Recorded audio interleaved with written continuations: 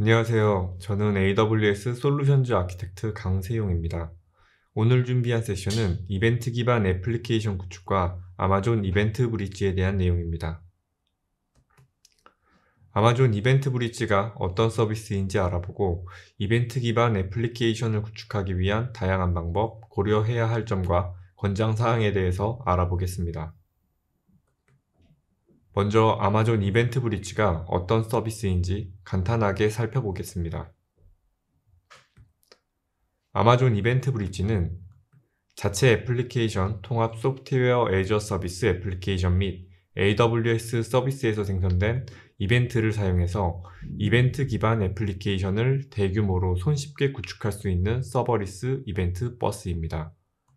그리고 데이터를 전송할 대상을 결정하는 라우팅 규칙을 설정하여 이벤트 게시자와 소비자가 완전히 분리된 데이터 원본에 실시간으로 대응하는 애플리케이션 아키텍처를 구축할 수 있습니다. 이벤트 브릿지는 젠데스크 또는 쇼피파이와 같은 이벤트 소스의 실시간 데이터 스트림을 AWS 람다 및 기타 SaaS 애플리케이션과 같은 대상으로 전송합니다. 아키텍처가 복잡해짐에 따라 여러분은 스스로에게 다음과 같은 질문을 할 수 있을 것입니다. 이벤트를 어떻게 설명하고 버전을 지정할지, 또는 개발팀이 조직의 이벤트를 쉽게 검색할 수 있도록 하려면 어떻게 해야 할지, 아니면 구현 전반에 걸쳐 일관성을 유지하면서 어떻게 개발자 생산성을 높일 수 있을지 말입니다. 여기에서 스키마가 등장합니다. 개발자는 오픈 API와 같은 표준 사양과 제이슨을 사용하여 이벤트 구조와 스키마를 정의할 수 있습니다. 이렇게 하면 개발자가 문서를 살펴봐야 할 필요도 없고 프로그래밍 방식으로 이벤트를 사용하고 유효성을 검사할 수 있습니다. 이벤트 브릿지 스키마 레지스트리를 사용하면 조직의 모든 개발자가 액세스할 수 있도록 모든 이벤트 소스에서 생성된 스키마를 중앙에 저장하여 스키마에 쉽게 액세스할 수 있습니다. 또한 스키마 검색 기능을 켜면 이벤트 버스로 전송되는 모든 이벤트가 자동으로 레지스트리에 추가되므로 수동으로 스키마를 생성할 필요가 없습니다. 물론 수동 옵션도 제공하며 스타팅 포인트에서 템플릿을 사용할 수 있습니다. 그리고 스키마를 사용하여 코드 바인딩을 다운로드할 수 있습니다. 이를 통해 이벤트를 코드의 개체로 표시하고 유효성 검사 및 자동 완성과 같은 IDE 기능을 활용할 수 있습니다. 자바, 파이썬 또는 타입스크립트와 같은 프로그래밍 언어에 대한 코드 바운딩을 다운로드하고 인텔리제이 및 VS 코드용 AWS 도구 키트 또는 서버리스 애플리케이션 모델 CLI를 통해 IDE에서 이 코드를 사용할 수 있습니다. 하지만 막상 이벤트 기반 애플리케이션을 구축하려고 하면 우리는 많은 고민을 해야 합니다. 고객은 이벤트 브릿지의 기본적인 기능은 이해하면서도 이 간단한 질문들은 필연적으로 버스를 구성하고 다중 계정 시나리오를 처리하는 방법에 대한 보다 근본적인 질문으로 이어질 것입니다. 이제 우리가 선택할 수 있는 다양한 옵션들을 살펴보겠습니다. 이벤트 기반 애플리케이션을 설계할 때 대부분의 사람들은 논리적 아키텍처에서 시작합니다. 이 여정에서 우리를 돕는 많은 기술이 있습니다. 이벤트 모델링 및 이벤트 스토밍은 비즈니스 이벤트와 협력하는 행위자를 식별하기 위한 인기 있는 기술이 되고 있으며 비즈니스 프로세스는 주어진 비즈니스 기능에 대한 서비스 경계 생성으로 이어집니다. 이벤트 브릿지는 게시, 구독, 통합 패턴을 통해 이러한 서비스 경계를 넘어 통신하는 방법을 제공하게 됩니다. 이제 이벤트 브릿지를 사용하여 이 화면에 이 논리적 아키텍처를 물리적 아키텍처에 매핑하는 방법을 살펴보겠습니다. 이 예에서는 블루, 퍼플, 오렌지 마이크로 서비스를 생성하는 3개의 서비스 팀을 가정했습니다. 이해하기 쉽도록 자신의 팀과 서비스 이름을 색상을 따서 지정했습니다. 기억해야 할 중요한 점은 각각이 이벤트 브릿지를 사용하여 다른 서비스에 이벤트를 게시하고 구독하는 고유한 서비스 경계를 나타낸다는 것입니다. 각 서비스에는 AWS의 2피차팀 규모의 자체 개발팀이 있으며 여기에서 퍼플 서비스가 블루 서비스의 이벤트 1을 구독하고 오렌지 서비스의 이벤트 3을 구독하며 블루 및 오렌지 서비스가 모두 퍼플 서비스에서 게시하는 이벤트 2를 구독하는 것을 볼 수 있습니다. 이 단계에서는 아직 물리적 아키텍처를 매핑하지 않았으므로 이 문제를 해결할 수 있는 방법을 살펴보겠습니다. 본격적으로 솔루션에 대해 어떤 아키텍처 패턴을 구현할지 고민하기 전에 중앙 집중식 및 분산 아키텍처 두 가지 접근 방식을 대조해 보겠습니다. 둘 다 장점과 단점이 있으며 나중에 보게 되겠지만 때로는 어떤 것을 선택할지 명확하지 않을 수 있습니다. 중앙 집중식 아키텍처 접근 방식은 모든 이벤트 라우팅이 단일 이벤트 버스에 집중되어 있습니다. 여기에는 모든 리소스 관리, 보안 및 배포를 한 곳에서 수행할 수 있는 것과 같은 몇 가지 분명한 이점이 있죠. 중앙 집중식 라우팅은 축복이 될 수도 있고 저주가 될 수도 있습니다. 통합수가 증가함에 따라 복잡성과 리소스 활용도가 증가하고 단일 실패 지점이 될 가능성이 있습니다. 분산 아키텍처 접근 방식에서는 라우팅이 여러 이벤트 버스에 분산되어 있습니다. 버스 자체에 대한 명확한 소유자가 없는 중앙 집중식 버스와는 달리 분산 아키텍처에서 버스는 일반적으로 이벤트의 논리적 게시자가 소유합니다. 우리는 서비스가 이벤트를 배포하는 데 필요한 메커니즘을 소유한다는 것을 기반으로 작업하고 있습니다. 관리할 버스가 많을수록 더 어려울 수 있지만 서비스 자율성을 더 많이 갖게 되고 단일 실패 지점이 되지 않습니다. 그리고 어떤 패턴을 사용하든 이벤트 브릿지를 통한 이벤트 흐름뿐만 아니라 고려해야 할 사항이 몇 가지 더 있습니다. 이러한 패턴을 살펴보면서 주요 특성 그리고 이것이 팀에 미칠 수 있는 영향 및 몇 가지 일반적인 디자인 고려 사항에 대해서도 같이 설명해 드리겠습니다. 먼저 많은 사람들이 시작하는 패턴은 단일 계정 내에서 단일 이벤트 버스를 사용하고 모든 이벤트가 해당 이벤트 버스를 통해 라우팅되는 것입니다. 솔루션의 모든 리소스가 동일한 계정에 있고 대상을 호출하는 데 필요한 권한을 부여하는 것이 교차 계정 액세스 역할 및 IAM 권한을 관리하는 것보다 간단하기 때문에 이것은 아마도 구현하기 가장 간단한 패턴일 것입니다. 조직에는 이 이벤트 버스와 같은 공유 리소스를 관리하는 데브옵스 팀이 있는 것이 매우 일반적입니다.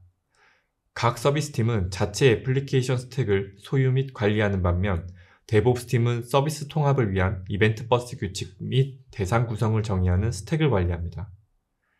조직에는 데브옵스 팀이 없는 경우 이는 잠재적으로 자체 팀 외에 모든 서비스 팀이 관리하는 공유 리소스가 될 수 있습니다.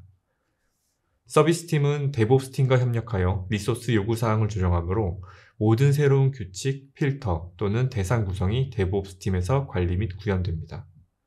이는 종종 배포를 촉진하는 여러 파이프라인이 있음을 의미하며 이 경우 팀 자율성이 영향을 받고 개발 속도와 리소스 소유권에서 잠재적인 상충관계가 있을 수 있게 됩니다. 데브옵스의 팀 구성원이 서비스 팀 전체에 관여하여 변화를 가속하는 경우 이러한 영향을 완화할 수 있습니다. 그러나 이것이 항상 가능한 것이 아닐 수도 있죠. 여러 계정으로 단일 버스를 사용하려는 경우 어떻게 될까요? 서비스당 계정 전략을 사용하는 것은 많은 고객들이 좋아하는 것입니다. 여러 계정을 보유하면 서비스 경계가 뚜렷해지고 추가 보안 경계가 제공되며 서비스별 비용을 쉽게 추적할 수 있기 때문입니다. 표면적으로는 단일 버스, 단일 계정 패턴에서 큰 변화가 없습니다. 우리는 여전히 책임을 분담하고 있으며 서비스팀은 여전히 데브옵스 팀과 협력하여 새로운 규칙을 만들고 기존 규칙을 업데이트하고 있습니다. 유일한 차이점은 AWS 계정 경계를 도입했다는 것입니다. 그러나 여러 계정을 도입하면 교차 계정 액세스 역할과 IAM 권한에 대해서도 생각해야 합니다. 명확하지 않은 것은 단일 버스 토폴로지에서 다중 계정을 수행할 때 실제로 수신 계정에 추가 이벤트 버스가 필요하냐는 것입니다. 이벤트 브릿지는 아직 다른 계정에서 람다와 같은 대상을 호출하는 것을 허용하지 않습니다. 따라서 수신 계정에서 이벤트 버스를 만들고 해당 이벤트 버스를 대상으로 하는 데브옵스 이벤트 버스에 대한 규칙을 만들어 업데이트해야 합니다. 이 통신 버스는 계정 경계 간의 이벤트 전송을 용이하게 합니다. 라우팅 패턴은 여전히 데브옵스 버스 규칙에 의해 관리되며 아무것도 변경되지 않았습니다. 그러나 데브옵스 버스의 규칙에 의해 관리되었던 대상 구성은 이제 수신 계정의 이벤트 버스로 마이그레이션 됩니다. 수신 계정의 이벤트 버스는 의도한 AWS 서비스 통합을 대상으로 하는 규칙을 생성해야 합니다. 이것이 우리 팀에 어떤 영향을 미칠까요?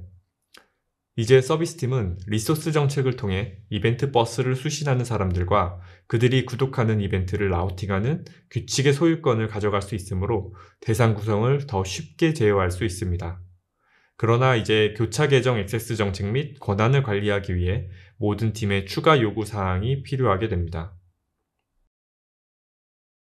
우리는 최근에 이벤트 브릿지, 이벤트 버스 리소스 정책에 대한 개선 사항을 발표했습니다. 이를 통해 계정 간에 작동하는 애플리케이션을 훨씬 쉽게 구축할 수 있습니다. 이전에는 모든 이벤트 브릿지 API 호출의 범위가 호출자 계정으로 지정되었습니다. 따라서 다른 계정의 이벤트 버스에 이벤트를 게시하려면 먼저 해당 대상 계정에서 IAM 역할을 맡아야 합니다. 이는 번거로웠고 다양한 IAM 역할을 처리해야 했습니다. 또한 이벤트 버스 리소스 정책은 put 이벤트 API 호출만 지원했으며 그 이후에도 교차 계정 대상에서 보낸 이벤트에만 적용되었습니다. 이벤트 버스 이름 매개 변수를 허용하는 이벤트 브릿지 API는 이제 이벤트 버스 이름뿐 아니라 이벤트 버스 ARN도 지원합니다. 이제 API를 통해 교차 계정 이벤트 버스를 대상으로 지정할 수 있습니다. 예를 들어 IAM 역할을 맡을 필요 없이 put 룰을 호출하여 다른 계정의 이벤트 버스에 대한 규칙을 만들 수 있습니다. 리소스 정책의 개선 사항을 통해 다른 계정의 이벤트 버스를 참조할 수 있는 put 이벤트, put 룰 및 put 타겟에 대한 API 호출에 대한 권한을 생성할 수 있을 뿐만 아니라 IAM 조건을 통해 조직 및 태그에 대한 지원을 제공할 수 있습니다. 몇 가지 예를 살펴보겠습니다. 이벤트 브릿지는 이제 API에서 다음 권한 부여 컨텍스트 키에 대한 정책 조건 사용을 지원하여 권한 범위를 좁힐 수 있습니다. 이제 이벤트 필드, 디테일 타입 및 소스에 대한 put 이벤트 호출을 제한하는 두 개의 추가 키가 있습니다. 이는 이벤트 버스로 보낼 수 있는 이벤트의 범위를 지정하고 이벤트의 무결성을 보장하는 데 매우 유용합니다. 템플릿에서 규칙을 만들기 시작하면 다른 사람이 아닌 자신이 정의한 규칙과 대상만 수정할 수 있습니다. 단일 버스 토폴로지에서 이것을 어떻게 구현할까요? 가장 먼저 해야 할 일은 DevOps 이벤트 버스에 이벤트를 넣을 수 있는 계정을 정의하는 이벤트 버스 폴리시를 설정하는 것입니다. 이 예에서는 모든 공동작업 계정을 지정하여 조직의 모든 계정이 이 이벤트 버스에 액세스할 수 있도록 쉽게 설정하였습니다.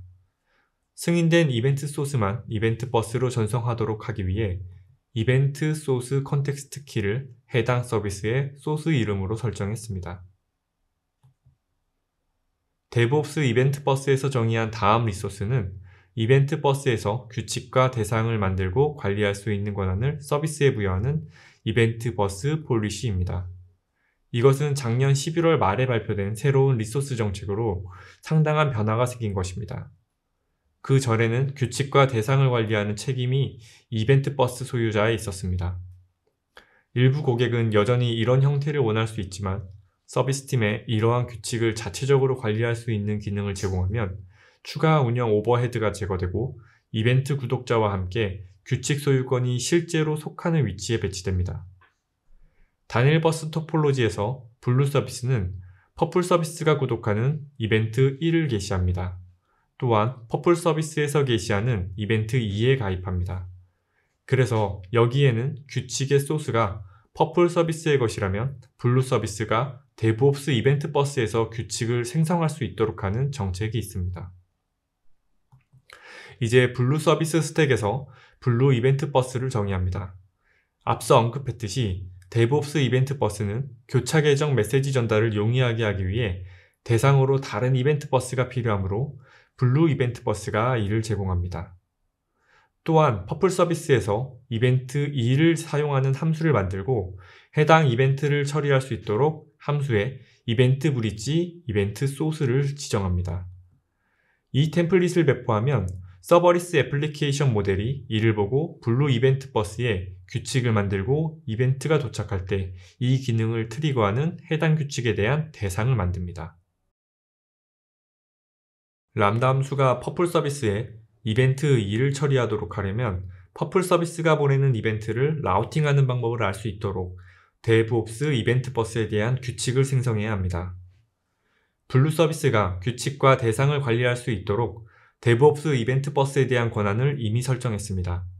이제 블루 서비스 템플릿에 규칙 리소스를 정의합니다. 이 리소스는 궁극적으로 DevOps 이벤트 버스에서 생성된 규칙을 정의합니다. 또한 이 대상에 데드레터 q 규성을 설정하고 있습니다. 조금 이따 데드레터 q에 대해 이야기할 것이지만 블루 서비스에는 대상 구성의 일부로 이것을 정의하는 기능도 있다는 점을 알려드리고 싶었습니다.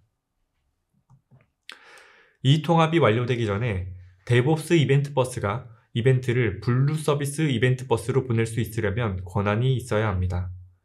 여기에서는 이벤트 브릿지가 put 이벤트 작업을 수행하여 이벤트를 블루 서비스 버스로 보낼 수 있도록 블루 서비스 템플릿에서 IAM 역할을 지정합니다. 그리고 마지막으로 데드레터 q 권한에 대한 내용입니다. 이 정책에 대한 자세한 샘플 코드는 이곳에서 확인하실 수 있습니다. 다음으로 논의할 패턴은 분산 다중버스 단일 계정 패턴입니다. 이 패턴에서 각 이벤트 버스는 서비스팀이 소유합니다. 여기에서 볼 수 있듯이 각 서비스팀은 이제 자신의 버스를 관리합니다. 라우팅 논리 또는 대상 구성에 대한 중앙 집중식 관리가 없습니다. 단일 버스, 단일 계정 토폴로지와 마찬가지로 교차 계정 액세스를 구성할 필요가 없기 때문에 동일한 계정에서 대상을 쉽게 구성할 수 있습니다. 그러나 우리는 공동 소유권에 대한 이러한 아이디어를 계속 가지고 있습니다. 새로운 리소스 정책 이전에 개발팀은 구독에 관심이 있는 이벤트에 대한 규칙 및 대상 구성에 대한 변경 사항을 생성 및 배포하기 위해 여전히 다른 서비스팀에 의존했습니다. 그러나 리소스 정책을 통해 이제 다른 서비스에 자신이 소유하지 않은 버스에 대한 자체 규칙을 생성할 수 있는 권한을 부여할 수 있습니다. 이러한 관심사의 분리는 애플리케이션과 팀의 자율성과 개발 속도를 높입니다. 단일 버스, 다중 계정 패턴에서 보았듯이 다중 버스, 다중 계정 패턴은 AWS 계정 경계를 제외하고 거의 동일하게 보입니다. 그러나 이 패턴에서는 계정 간의 이벤트를 전송하기 위해 여러 이벤트 버스가 필요하지 않습니다. 왜냐하면 이미 가지고 있으니까요. 리소스 정책을 사용하여 버스 소유자는 다른 서비스팀이 이벤트 버스에 대한 규칙을 생성할 수 있도록 권한을 설정하여 각 서비스팀이 서로 독립적으로 작업하고 이벤트 전송 및 수신을 위한 이벤트 버스 및 모든 리소스를 관리할 수 있도록 허용합니다. 이 예에서는 이벤트 2에 대한 두 가지 규칙이 있습니다. 여기에서 대상은 블루 및 오렌지 서비스 계정의 이벤트 버스입니다. 규칙당 최대 5개의 대상을 가질 수 있기 때문에 이를 단일 규칙으로 통합한 다음 블루 및 오렌지 서비스 계정의 해당 이벤트 버스에 이 이벤트를 전달할 수 있습니다. 5개 이상의 서비스와 통합하지 않을 것이라는 사실을 안다면 이것은 잘 작동하겠지만 잠시 후 논의할 의도하지 않은 수준의 결함이 발생할 수 있습니다. 구형 관점에서 단일 버스 토폴로지 구형과 유사합니다. 유일한 실제 차이점은 리소스가 생성되는 위치입니다. 블루 서비스 구성을 다시 살펴보겠습니다. 요약하자면 블루 서비스는 퍼플 서비스가 구독하는 이벤트 1을 게시하고 퍼플 서비스가 게시하는 이벤트 2를 구독합니다. 여기에서 볼 수 있듯이 블루 서비스 스택은 자체 이벤트 버스를 정의하고 다른 서비스나 애플리케이션이 이벤트 버스를 사용하여 이벤트를 보내는 것을 금지하는 이벤트 버스 정책을 설정합니다. 따라서 이 계정에는 여러 서비스가 있더라도 이벤트 소스는 여전히 블루 서비스에서 가져와야 합니다.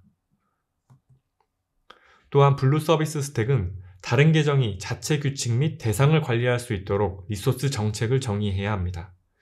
이 경우 우리는 블루 서비스 팀에게 규칙을 생성하도록 요청할 필요 없이 퍼플 서비스가 자체 규칙을 정의하고 관리하기를 원합니다. 이 정책은 이벤트 소스 컨텍스트 키가 안정적이라는 점에서 DevOps 이벤트 버스의 정책보다는 덜 동적입니다. 블루 서비스는 다른 서비스가 구독할 수 있는 유일한 이벤트를 게시하는 이벤트로 지정합니다. 이것은 논리적으로 당연하게 보일 수 있지만 이벤트 무결성을 보장하기 위한 중요한 메커니즘입니다. 이 예에서는 퍼플 서비스 계정을 보안 주체로 지정하고 블루 버스에서 규칙과 대상을 생성, 업데이트 및 삭제합니다. 그리고 이 규칙은 오직 블루 서비스 소스에서 오는 이벤트만 해당합니다. 여기에는 이벤트를 블루 이벤트 버스에 게시하고 다른 하나는 퍼플 서비스에서 이벤트 2를 사용하는 람다 함수가 있습니다. 여기에 정의된 이벤트 소스 매핑은 블루 서비스 이벤트 버스에서 지정된 패턴으로 규칙을 생성합니다. 이제 통합을 완료하고 이벤트 2를 구독하는 퍼플 서비스에 대한 규칙을 지정해야 합니다. 다음은 블루 서비스 팀이 자체 스택에서 정의하지만 퍼플 이벤트 버스에서 생성되는 규칙입니다. 이것이 실제로 작동하려면 이전 슬라이드에서 보여드린 단일 이벤트 버스 토폴로지 구현에서 했던 것과 같이 블루 서비스가 규칙과 대상을 관리할 수 있도록 하는 퍼플 이벤트 버스 요구사항 및 이벤트 버스 정책이 필요합니다. 해당 예와 같이 이벤트 브릿지가 풋 이벤트에 대한 권한을 맡도록 허용하는 역할을 지정하여 퍼플 이벤트 버스에서 게시한 이벤트를 블루 서비스 이벤트 버스로 보낼 수 있도록 해야 합니다. 지금까지 여기에서 다양한 접근 방식을 제시했습니다. 이제 여러분은 어떤 것을 선택할 건가요? 대부분의 IT 분야와 마찬가지로 이 질문에 대한 명확한 답은 없습니다. 제 조언은 버스 토폴로지에 대한 진화적인 접근 방식을 취하는 것입니다. 시간이 지나면 하나 이상의 패턴을 사용하게 될 가능성이 있으며 팀 구성 방식에 영향을 받을 수도 있습니다. 이것은 시간이 지남에 따라 진화해야 할 필요도 있습니다. 하나 알아두셔야 할 것은 아마존 이벤트 브릿지는 전위 라우팅을 지원하지 않습니다. 전위적 라우팅이란 무엇일까요? 이것은 이벤트가 여러 이벤트 버스에 걸쳐 라우팅되고 중간 버스가 한 버스에서 다른 버스로 이벤트를 라우팅하는 다중 계정 패턴에 영향을 미치는 시나리오입니다. 이벤트 기반 관점에서 이것은 어쨌든 큰 의미가 없지만 우리가 이것을 지원하지 않는 주요 이유 중 하나는 교차 계정 루핑을 방지하기 위한 것입니다. 만일 여러분이 이러한 작업을 수행하려는 경우 유일한 방법은 람다 함수를 사용하여 이벤트를 다시 게시하는 것입니다. 이 시점에서 이미 기술적으로는 동일한 이벤트는 아니지만 이벤트 봉투에 처음 이벤트를 게시한 서비스와 다른 아이디, 소스 및 계정 번호가 있음을 확인할 수 있습니다. 저의 조언은 이러한 구조를 피하는 것입니다. 이제 권장 사례에 대해서 알아보겠습니다. 제가 조언드리는 이벤트 브릿지를 사용하는 권장 사례는 세 가지가 있습니다. 첫 번째는 데드레터 큐를 사용하는 것입니다. 이벤트 브릿지는 이제 고유한 사용자 지정 제시도 정책으로 데드레터 큐를 지원하여 내구성 있는 이벤트 전달을 제공하고 이러한 이벤트 전달의 실패 원인이 된 문제를 식별하는 데 도움을 줍니다. 예를 들면 권한이 올바르지 않거나 잘못된 IAM 역할이거나 서비스 가용성, 삭제된 리소스의 호출, 예를 들면 람다 함수가 삭제되었는지 등등을 확인할 수 있습니다. 데드레터 큐는 AWS CLI 및 클라우드 포메이션을 통해 AWS 콘솔에서 구성할 수 있으며 다음을 설정할 수 있습니다. Maximum Event Age in Second, Maximum Retry Attempt. 데드레터 큐를 구성할 때 이벤트 버스와 동일한 계정 또는 다른 계정의 SQS를 지정합니다. 데드레터 큐의 좋은 점 중 하나는 큐에서 끝나는 이벤트에 메시지 속성으로 코멘트를 추가하는 방법입니다. 근본 원인 식별에 도움이 되는 에러 정보를 제공하고 규칙 ARN 및 대상 ARN을 사용하여 이벤트의 소스 및 의도된 대상을 식별합니다. 이렇게 하면 이벤트가 처음부터 대결에 있게 되는 문제를 해결한 후 이러한 메시지를 의도한 대상으로 보내는 재처리 로직을 매우 쉽게 생성할 수 있습니다. 이제 추가적으로 할 수 있는 질문은 모든 규칙에 대해 몇 개의 대기열이 필요한가요? 입니다. 예를 들면 환경의 크기와 복잡성, 구현 중인 버스 패턴에 따라 다르겠죠. 단일 버스 토폴로지에서 버스당 하나의 대기열, 다중 버스 토폴로지에서 서비스 컨텍스트당 하나의 큐가 될 수 있겠죠.